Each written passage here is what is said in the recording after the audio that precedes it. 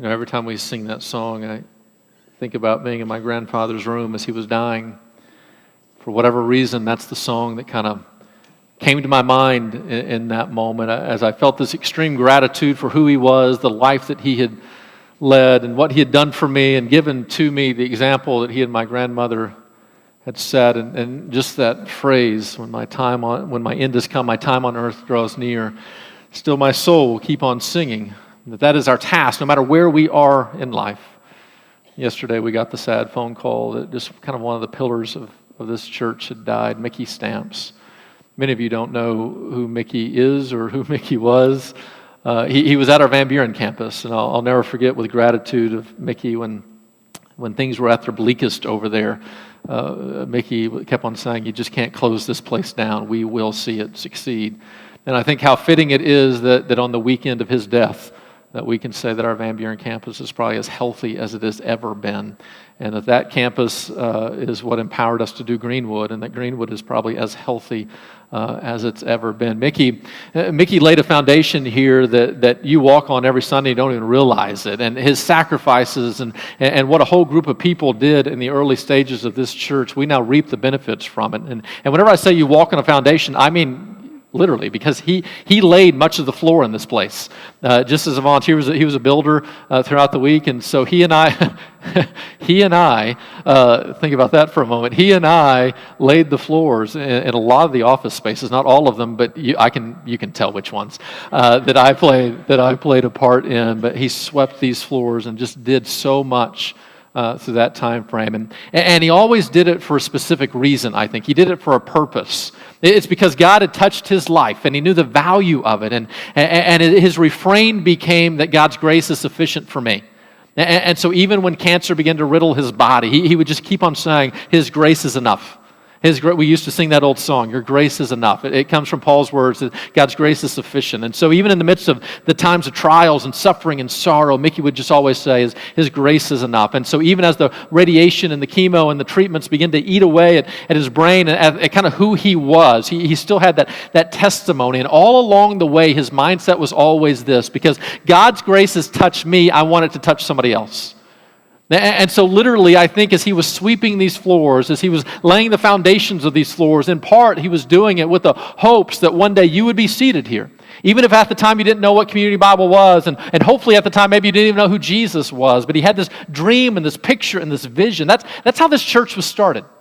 That was the mission from the very get-go. It was never about getting people from other churches or building a big name for ourselves. It was always about the concept that what we do here is serious. That this is not some self-help group where we're just trying to help each other get through life. That this isn't some game that we're playing on a Sunday morning, but that instead, literally, eternity hangs in the balance. That there's a difference whenever you die of whether or not you know Jesus Christ or you don't. And we understand that from a cosmic perspective. We understand that we are literally influencing eternity. And Mickey had this concept, and I think the founders of this church had this concept that what we do here matters.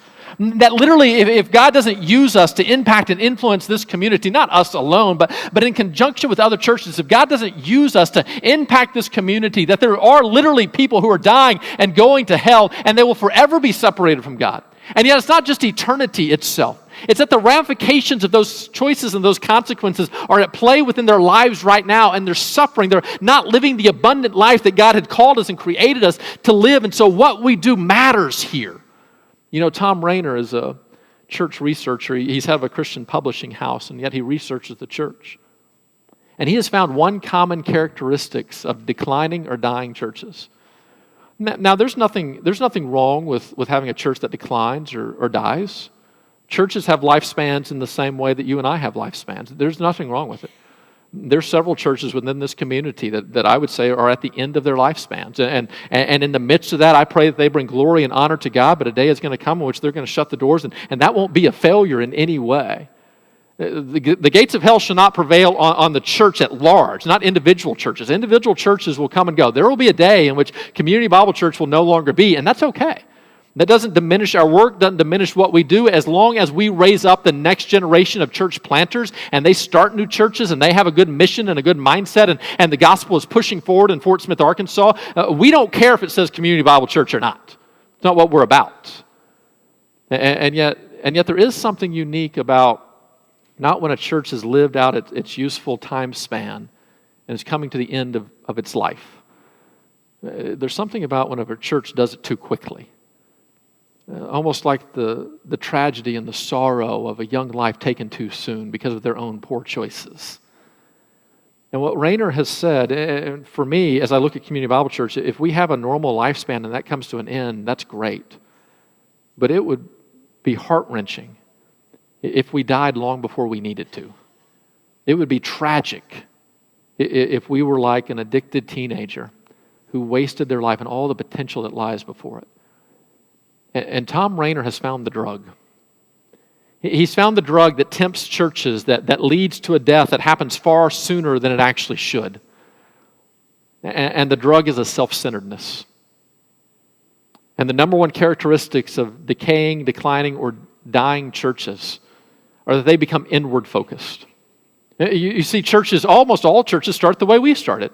The concept of we want to reach new people, that there are people out there that don't know the gospel of Jesus Christ, and our lives, having been touched by God's grace, we now desire to share that with other people. And so we do everything in our power. Every decision is made. Every focus is on the concept of who can we reach next? Who can we impact next? And so we're willing to suffer. We're willing to sacrifice. And so it's not about me having my favorite song at every moment. It's not about me liking every sermon. It's not about me necessarily being able to sit where I always want to sit or to be comfortable. It's not about me having the small group that I personally want. It's not about me getting the position that I technically want. It's not even all about I'm going to find the place of service that means the most to me. It's whatever the need is in the moment. The mindset of Community Bible Church has forever been, how can we reach more people?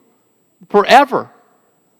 And yet there's a great temptation if we're not very careful, that as we begin to age, as we begin to mature, we can either, in our maturity, use that same mindset and strength and influence to have a far greater reach than we've ever had, or we can say, well, we've already done it. And I've already sacrificed, and so now it's time for me to get some of mine. And so I've already done my part of tearing down and setting up, and so I'm not going to sacrifice again. Somebody else can do it. I've already led a home group, or I've already split my home group, and let somebody else do it. And before long, I've already served in the children's ministry and been thrown up upon more than I care to count. Let somebody else do it. I've already stood out in the parking lot with an umbrella in the pouring down rain and puddles up to my feet to welcome somebody to church. Let somebody else do it. And before long, if we're not very careful, the focus goes from how can we reach more people to how can this church meet my needs? How can you feed me, and how can you please me, and how can you set up everything to be about me? And the moment that begins to happen, the church begins to die. And if that were to happen right now in our history, it would be so tragic. Why, right when we have matured enough to have some resources, to have some identities, to have some understanding of who we are. Some have wanted to call this anniversary almost legal. Right, we're 20, right? And so we're almost an adult from a church concept. And so it would be tragic if right on the verge of beginning to live out the fullness of the vision that Ed had of what this place could be, it would be so tragic if instead we change our mindset to where now it's all about us. You know, it's a great leadership principle, but it applies to a church as well. Yesterday's sacrifices are never enough for tomorrow's successes. They're just not. And yet it's so easy to say, well, I sacrificed yesterday. Let somebody else sacrifice today. But the gospel of Jesus Christ is so vitally important that we must forever, because of God's grace laid upon us, we must forever be willing to sacrifice in order to reach somebody else. We're going to see that in today's text. In John chapter 4 is where we're going to pick up the rest of last week's story. I'm going to start reading in verse number 27. Just then his disciples came back and they marveled that he was talking with a woman. That could be my high school verse right there. I don't know why that just struck me so much, but it did. All right, we're going to cut that out of the film. Let's start again. Verse number 27. Just then his disciples came back and they marveled that he was talking with a woman, but no one said, "What do you seek?" or "Why are you talking with her?" So the woman left her water jar and went away into town and said to the people, "Come, see a man who told me all that I ever did. Could this be the Christ?" And they went out of town and were coming to him. Meanwhile, the disciples were urging him, saying, Rabbi, eat. But he said to them, I have food to eat that you do not know about. So the disciples said to one another, has anyone brought him something to eat? And Jesus said to them, my food is to do the will of him who sent me and to accomplish his work. Do you not say there are yet 4 months, then comes the harvest? Look, I tell you, lift up your eyes and see that the fields are white for harvest. Already the one who reaps is receiving wages and gathering fruit for eternal life, so the sower and reaper may rejoice together. For here the saying holds true, one sows, another reaps. I sent you to reap that for which you did not labor. Others have labored, and you have entered into their labor. Many Samaritans from that town believed in him because of the woman's testimony. He told me all that I ever did. So when the Samaritans came to him, they asked him to stay with them, and he stayed there for 2 days. And many more believed because of his word. They said to this woman, it is no longer because of what you have said that we believe, for we have heard for ourselves, and we know that this is indeed the Savior of the world. Last week, we looked at the story of the woman at the well, and we talked about how Jesus was traveling through Samaria, a thing a good Jew never did, and yet he was compelled in that moment to do so. And we're not given the reason that he was compelled to do so, but we would say what compelled him was the command of God himself to now meet with this woman at this well, because of the influence that that conversation would have to everybody around the world. And so the picture we get in the beginning of John chapter 4 is Jesus is wearied from this journey. He's been walking now for 6 hours. He's been ministering the days before in so many ways. And so he comes to this well, and his disciples are somewhat worried about him. And so they leave Jesus at this well to get a drink, to rest, and they go into town to buy some food. And as they're in town buying food, this woman comes to this well in the middle of the day, trying to avoid all the interaction with everybody, ashamed about who she was, about her past, about her experience. 3 strikes and she was out, we said last week. And so as she approaches the well, she's terrified to see a man there.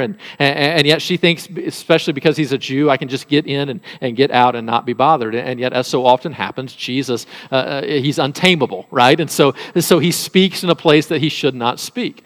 And so he begins to talk with this woman, and she begins to play defense, and he begins to play offense, and finally the walls are broken down when Jesus uses her past, not as a way to injure her, not as a way to mock her or make fun of her, but instead to reveal that he knows the truth, and with compassion now tells her her past, and her guard is let down, and she begins to understand that there's something special about this man. And even in that moment, she begins to leave and go back to her community. But right before she does, the disciples are coming back from bringing food. And so they left Jesus at the well. They'd seen him do so many amazing things, miraculous things, but they didn't understand him in so many ways. And you can see as they're still far off, they see Jesus at the well, but there's a woman there, and they're not completely caught off guard in that moment. But then they see they're conversing. And you just can't do that. And you can almost see as the disciples look from afar, they look at it, they go, oh, Jesus, and they start running toward him as fast as they possibly can to try to protect him in that moment, to cut off the conversation that is taking place. Remember, even the woman knew that Jesus shouldn't be talking to her. How can you, a Jewish man, be talking to me, a Samaritan woman? This was something that just wasn't done. It was a breakdown of conventional laws. You just didn't do it. A well was where a guy might go to pick up a woman. It was kind of the first century bar, where you could use the context of getting a drink to now find a wife or a girlfriend. And so this was a scandalous event. Shelton told us the story this week that whenever he was at Baylor, not getting an education, and cheating at football, whenever he was down there at Baylor, he and some of his buddies, they made some relationships with some downtown homeless people. And so they were really passionate about ministering to these people. You can already see Shelton's heart, right? What we experience here, he was already experiencing there. And so he wanted to minister to these people. So his buddies, they all kind of pulled their little resources together, the money that they had, and they went in and they bought brand new sleeping bags and just some stuff for these homeless people to have. And they left. They were all excited about everything they brought them. And the next time Shelton went down to see them, all of it was gone. But there were fresh track marks on all their arms. They had unknowingly and unwittingly bought the means for these guys to have more drugs. And Shelton was heartbroken, as ministry can so often do to you, right? As you're leading a home group and people take a step back, or as you're ministering in the midst of CR and they relapse, it can just be heartbreaking at times. And he was kind of heartbroken, thinking, is this even worth it? And he was downtown, so he began to leave. And as he began to pull out of downtown, he's in his old truck, as cowboy would be. And so he's on vacation, so we can make fun of him. So this woman is walking down the sidewalk who kind of has a relationship with these downtown guys.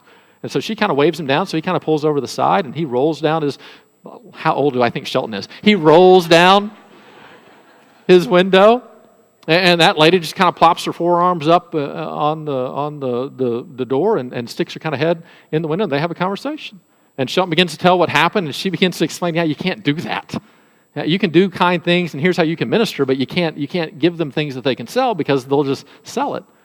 So it made sense to Shelton, and so he talked for a little bit, and then everything was gone, so she went her way, and he drove off his way, and then it hit him. The woman was an old prostitute. Pastor Shelton was in downtown Waco on a questionable street, and if you just driven by on that day, you would have seen an old prostitute with her arms up in the window, them conversing. As if Chris Hansen from Dateline NBC was about to come around the corner, right, and expose the pastor for what was going on. That kind of scandalous picture that we on church staff work very hard to avoid, to make sure that we're never in a car by ourselves with a person of the opposite sex, that we're never behind closed doors unless there's a window there with a person of the opposite sex, that you will never catch me out in public in a booth with a woman on the other side that isn't my wife or my mom or my sister. Well, I'm not going to eat with my sister, but you know what I'm talking about. That we protect the perception of that. We try to make sure that we don't get the wrong ideas and they don't get the wrong ideas, and also that you don't get the wrong ideas, to know that we're living these upstanding moral lives, not perfect in any way, but trying to protect ourselves with good boundaries. Here the disciples approach the well, this place of questionable intent, and Jesus is talking. He's not just talking to anybody, he's talking to a woman, and not just any woman, a Samaritan woman, and not just any Samaritan woman, but one with a questionable past. And they think, oh, Jesus, you can't be doing this. But Jesus, untamable Jesus, has good intentions. Now, this might be a place where your "what would Jesus do" bracelet not work, because you need to have good boundaries. You don't need to just run through some of the conventional wisdom that wise people have said. Jesus can talk to the woman at the well, but I won't be talking to the woman at the bar. I'm sorry. We'll find another way to reach her. But Jesus could do this here. And the disciples run up, and as they run up, this woman begins to leave. And she goes back to her hometown, and she says, "Hey, everybody, I think I might have just met the Messiah." And they say, "How do you know that?" And she says, "He told me everything I've ever done." And all the men in the community said, "Everything?" Is it any wonder that this woman had a crowd around her? How does this woman, whose testimony would not be allowed in court, suddenly have this great influence with everybody? Well, it was her opening line. He's told me everything. Well, we know at least 5 men in that community were then terrified, if not more, because they had been with her. Is she going to name names? And yet they begin to hear her testimony of what Jesus had done for her, and they're intrigued. And so they leave her and they go to Jesus themselves. And as they interact with Jesus, they begin to hear a similar story of God's grace, and their lives begin to be touched. And they invite Jesus to come back to their hometown. Now, consider this. They invite Jesus, the Jew who would look at them as an outcast, to come back to their hometown to get a little experience of what's going on in that moment. And so Jesus goes with them, and he stays there for 2 days. And for 2 days, he ministers, and these people begin to come to know him. One of the first gospel revivals of the gospel of Jesus Christ happens not in Jerusalem among the powerful or the rich, but instead it happens in the middle of Samaria among these unknown outcasts, and yet they come to Christ. And notice the beautiful picture. It's the last verse that I read. Now, verse 42. I love this picture of the gospel of Jesus Christ. Listen to it. They said to the woman, this is now the community testifying to the woman, "It's no longer because of what you said that we believe." In other words, it began there, but it didn't end there. "It's no longer because of what you said that we believe, for we have heard for ourselves, and we know that this is indeed the Savior of the world." I love that picture. It gives us a progression of what happens with the gospel, and that we come to know Christ because of somebody else. Chances are every single person in this room, if you come to know Jesus and who he is and what he's all about, you come because of somebody else. It wasn't your own ingenuity. Chances are you didn't just have a dream, but instead somebody invited you, somebody showed you, somebody modeled it for you. And one thing that I've learned in the midst of this community is it's very rarely one person. It's a grandmother that was faithful. Maybe it was a mom that was faithful. Maybe it was a friend at work who began to invite you. And maybe you rubbed shoulders with somebody else and they began to invite you. And before long, it seemed like everywhere you went, everybody was inviting you to this place. And you came here. And as you came here, you began to believe. And the belief was based on the testimony. Maybe what you heard up on stage at CR or on a Sunday morning, or maybe it's the songs that were sung, or some faithful person in the home group. You begin to believe because they believed, and you were drawn into what they were doing, what was going on within their lives. But it doesn't stop there. Instead, it progresses to a point that eventually it's not that person that is the reason you believe, but instead, because of a personal interaction with Jesus Christ, that is now what holds your heart. So that even if that person falls away, even if they move away or they die, even if they backslide in some way, your faith is not rattled because your faith is built on what Jesus said, not on somebody else. Oh, how tragic it is. How tragic it is when one person stumbles and that has a ripple effect on the faith of other people. But in part, it's evidence that those other people did not have a faith in Jesus. They had a faith in this preacher or this student pastor or this person that they thought were so holy. And while that person has a responsibility for the ripple effect of their decisions, the individuals also have a responsibility for the failure to mature. I wonder today, is your faith built on the fact of what Jesus has done for you? Not just that grandma believed or mama believed or your pastor believes or your church believes, but have you progressed beyond that? You were drawn in maybe initially by that, drawn in by the life of somebody else, convinced by somebody else, and believed because of somebody else. But have you now heard for yourself what Jesus has done? Have you experienced that within your own heart? If you haven't, you have faith in the wrong thing. Your faith has to be based in Jesus and what he has done for you. And what a beautiful picture. Now notice something about this woman. Her testimony isn't perfect. I mean, I'm talking, not talking about her own testimony. I'm talking about her testimony about Jesus. It's not perfect. As a matter of fact, from a theological standpoint, I'm a little uncomfortable with it. She says this might be the Christ. There's no might be. It is. I want her to say it.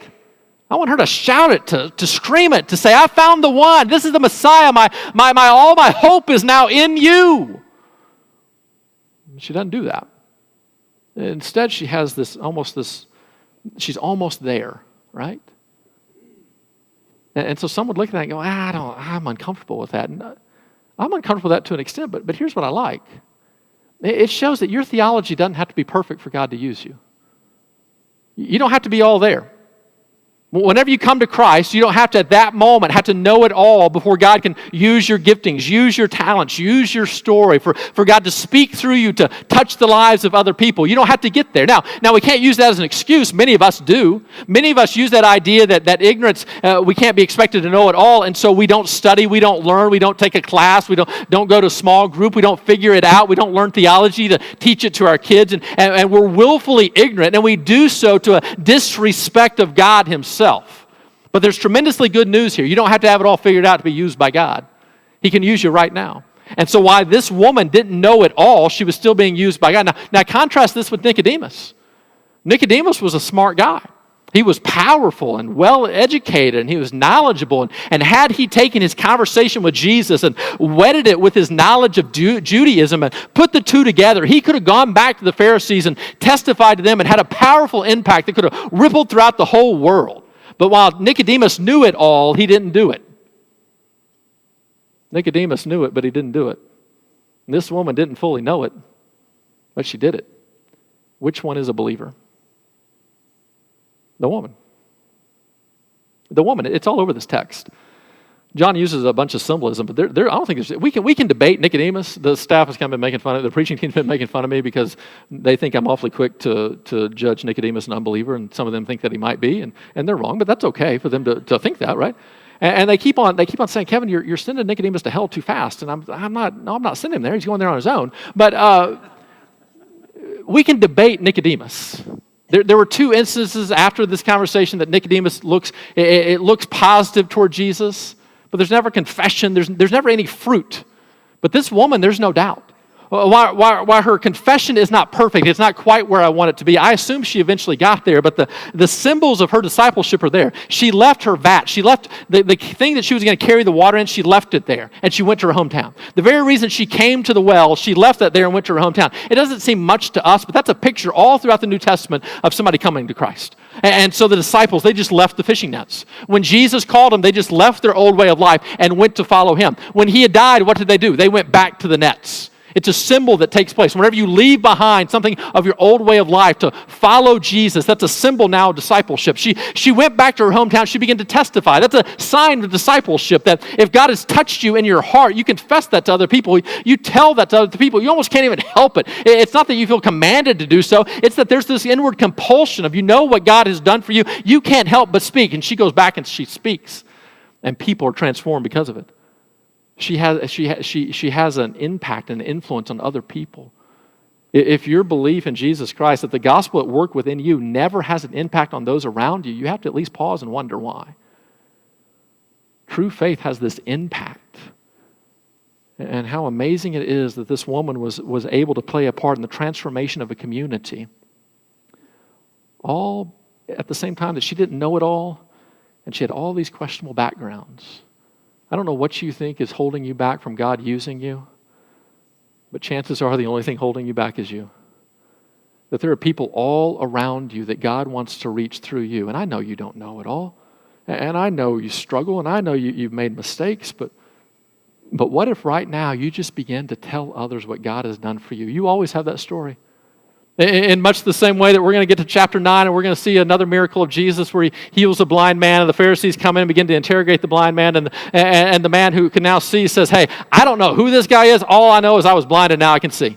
I can just tell you my story. You make whatever judgment you want to. I can just tell you my story. What if you would begin to do that with the people around you in your lives of, hey, if you follow him or not, that's up to you, but let me tell you what he's done for me. Let me tell you the impact he's made in my life. There's nothing more powerful than our own personal stories of what God has done for us. You can tell other people about him.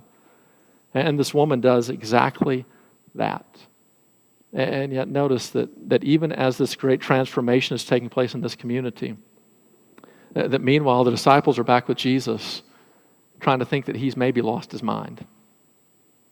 Do you know somebody who thinks they have Jesus figured out? Like this is Jesus. We know him. He's right here. And so this is how Jesus would have us dress. This is how Jesus would have us think. This is how Jesus would have us vote. This is how Jesus would have us live. And anybody who stands outside of that is probably dying and going to hell now. You know people like that? That ain't me. Because if there's anything I know about Jesus, it's that I know very little about Jesus, of what he would do next. He's unpredictable. He's untamable. And so the societal expectations that we would expect Jesus to embrace, he tends to buck, all for the sake of reaching new people for Christ. And so I can never fathom Jesus talking to this woman like this, never fathom him going back to Samaria, and yet he does all of that. And the disciples come up along the well, and verse 27 says they marveled at him. I love that. They marveled at him. They weren't saying it's wrong, they weren't saying it's right, they're just saying, I don't get this. We all got a friend like that, right? We all got a friend that we marvel at, right? Like they're just different than us, they just respond to the world differently than us, and we look at them and go, that's interesting. The disciples were looking at Jesus, and the text says they marveled at him. But notice, nobody asked him the question. Nobody said, hey, Jesus, what are you doing? Hey, Jesus, have you lost your mind? Hey, Jesus, are you trying to get killed? They marveled, and they wondered behind the scenes, why is he doing this? But nobody dared ask him the question. I wonder why. I wonder why nobody dared. Maybe they were still intimidated by him. Maybe the relationship hadn't grown enough for them to have the boldness. Maybe Peter just wasn't there. You know? Peter was always the one to ask the questions. And so maybe while they're back in town, the disciples buy the ham sandwiches and they're coming back, and Peter just kind of dilly-dallies there a little bit and just going to buy some chocolates. And so the other disciples get there first, and they give Jesus the ham sandwich. That'd be funny. And so they give Jesus the sandwiches, and Peter's still far away, and Jesus is talking to this woman, and they all wish, man, I wish Peter were here because he'd say something about this. This is wrong. But they think Jesus has kind of lost his mind, like he's dehydrated, to where he's not thinking clearly. Have you seen somebody with pneumonia? They begin to get dehydrated. That infection begins to take over. They begin to think in irrational ways. And so they're trying to stuff a cracker down the throat of Jesus to say, hey, Jesus, have you lost your mind? And they're saying, eat, it'll make you feel better. To which Jesus says, I have food that you know nothing about. Well, the disciples now, this brings comfort to me, the disciples now make the same mistake the woman had made, Nicodemus had made, and the Sadducees at the temple made. Jesus is talking in the spiritual language. I have food, meaning the will of God. That supplies me, that sustains me, that empowers me through life. It's not just what I eat. Man shall not live on bread alone, by every word of the Father. I have that substance now in me, and having done this ministry, I am now fulfilled in a much more powerful way than any meal you should cook. And yet the disciples are thinking, did somebody else bring him some fried chicken? Like, did we miss this? And Jesus can see that they're making the same assumption that the Samaritan woman made, talking about living water. She's thinking about real water. That Nicodemus made, talking about a spiritual birth. He's thinking about real birth. That the Sadducees made, the body, the temple that is Jesus, the temple of the real walls being torn down. He can see that they're making the same mistake. And so he comes in and he clarifies that my nourishment is to do the will of the Father. Oh, what would it be like if that's what sustained me? What would it be like? If instead of getting my energy from the accolades of other people, or getting my energy from the approval of other people, or getting my energy from the love of other people, or getting my energy from monetary gains, or getting my energy from the accomplishments of my own hands, what would it be like if what really fired me up, if what motivated me and drove me and empowered me was the knowledge that there is a holy, powerful God who has spoken into my life, and he has called me to a path and promised me that in the midst of that he will use me. And as I'm going about life being used by God, it doesn't matter what other people say, it doesn't matter what other people think, it doesn't matter what I go through in the moment, whether it be riches or poverty, whether it be success or complete destruction, whether it be health or sickness, that in the moment I am sustained because I know I'm doing the will of God. What would it be like if that's where we got our identity, that's where we got our value, that's where we got our satisfaction, that's where we got our motivation in life, knowing that we are obeying the Almighty God? That should empower us. But it doesn't. And it confused the disciples. And they said, why don't you eat some? And Jesus said, you don't get it. And then he looked out and he said, do you realize you have an old saying, you sow and then 4 months later the harvest. It's kind of the saying of Rome wasn't built in a day. You're used to this concept of you plant a seed and then you wait and you nourish it and it grows and months later you harvest it. But we're living in a day in which others have planted a seed that you didn't plant, and you're going to get to harvest it. But then beyond that, you're going to get to plant a seed and harvest it immediately. The potential that lies here is what he's trying to get their attention to. He's saying, look up. Look beyond what is right in front of your face. Look beyond what the prognosticators are telling you. Look beyond what the outside voices are saying about this world and understand the perspective of God himself. Do you want to know how God looks at this world? He doesn't look at this world as though it's going to hell in a handbasket. He doesn't look at America as though it's down this slippery slope, never be redeemed. He looks at this world and he says it is white with harvest. The possibility and the potential that is there is so overwhelming that we almost don't even have time to eat. We don't even have time to drink at this moment because we can be about doing the work of the Father. And if we're doing that work, the harvest will be plentiful. Get that perspective. And think about how starkly that stands in contrast with the majority of Christian thought today. Now, a majority of Christian thought today is they look at this world and they see nothing but evil, nothing but sorrow, nothing but tragedy all around. And there's no doubt that is there. But they look at this world and they think nobody gets saved anymore. Nobody goes to church anymore. They think the gospel is being thrown away and pushed underfoot. And they think, what's the point? And so they're trying to stand their ground and to keep what they have. But notice the perspective of Jesus, that the kingdom is always progressing. It's always moving forward, that God is always at work, that even in the times that it seems the darkest and the bleakest, that it's in those moments that God is most likely to work. I wonder today, what's your perspective on this world? What's your perspective of your family, of your coworkers, of your friends, of this community? What's your perspective? Do you see God still at work? Do you feel it? Do you sense it within your lives of what God is doing, that God is changing lives all around you? That there are 100 stories in this room of how God has worked even in the past month to change a life. Do you understand that's going on?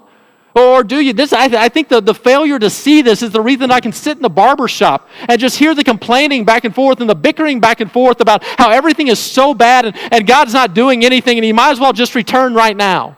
Well, that's not a holy perspective. That's not a perspective of an active, passionate God that is at work within this world and within our lives. As Jesus looks at this world, he sees nothing but potential. Lives that can be changed, hearts that can be transformed, the possibility of tremendous stories going back and forth, completely flipping the normal of what's going on in the lives of people. Do you see it? Because here's the thing. If you don't believe in an active God within this world, if you don't see God at work within your life, do you know what you will see? All the problems. Everything that's bad. Everything that contradicts the gospel.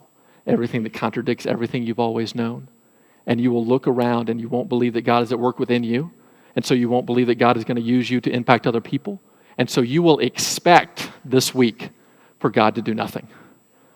And do you know that if you expect this week for God to do nothing, chances are you will see God do nothing.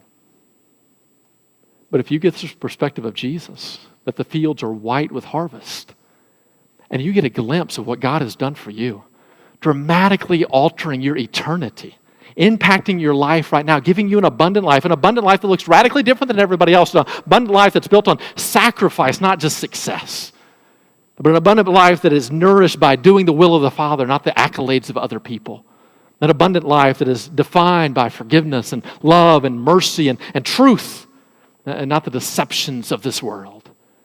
That if you will see what God has done within your own life and understand that there is potential out there all around you, and that God has already gone before you, that others have planted the seeds before you, and that you get to go out and just harvest whatever is already there. You don't know what it's going to be. You don't know who's going to be the life that Jesus is going to touch. What's going to be the next way that God is going to use you? How is he going to use your story in a dramatic way? You don't know the next foster child that's going to be in your house. You don't know the next child that's going to be in your classroom. You don't know the next friend that's going to sit next to you in the bleachers watching your kids to play. You don't know who God's going to bring into your life, but what you do know this is that some of the people God brings in your life, he is working and he's going to use you to influence them. Whenever you have that perspective of there is a God that is working within my life, within my heart, and there's a God that wants to use me to in fact change around this community, that I can guarantee you this, you will see God work this week.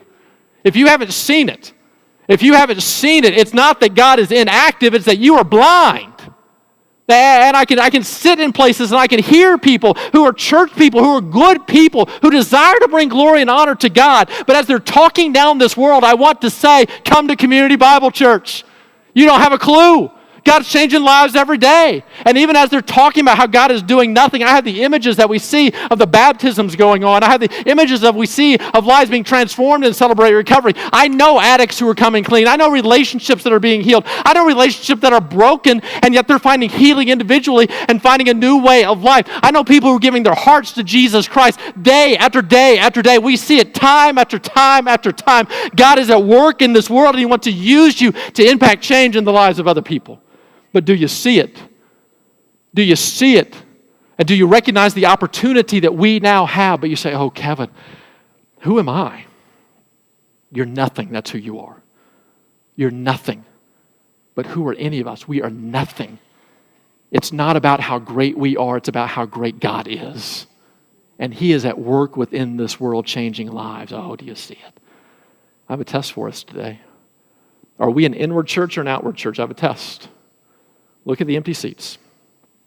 Look at the empty seats. And there's a few more today than what would normally be because we lost in football last night. It cost us 100 adults. Y'all think I'm kidding. I've run the numbers. A loss on Saturday night cost us 100 adults. Look at these empty seats. Who should be here? Who should be here?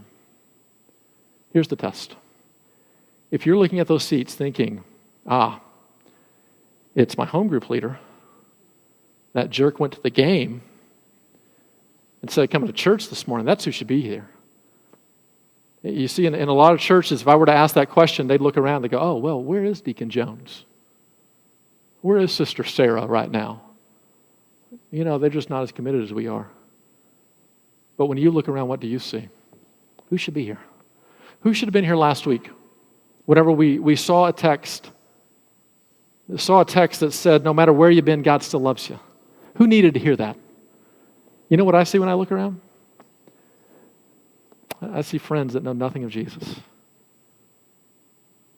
I see people I play golf with or tennis against, that their lives are just kind of in shambles. and they need Jesus. I see people I interact with at restaurants that I have social connections with, and I think, man, they need to be here. This would speak right into their life. If they would come and give it time and wait, they would understand how the gospel applies right where they are. They would understand that the story that they've written, that religion doesn't matter, is false. That the story they've written, that the church won't accept me, is false. That the story that they've written, that God isn't important, is false. And what they will begin to hear and begin to see is how God can impact transformation within their own lives. I can see how their lives could change.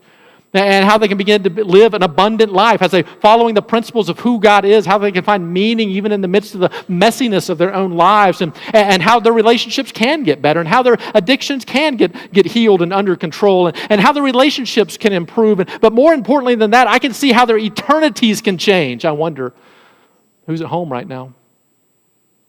Who's at home right now that you know that, oh, they need to be here. They need to be right there, and they need to hear about Jesus. And it would impact them in a way that you can't even begin to imagine. Do you honestly believe that God can use you to touch them?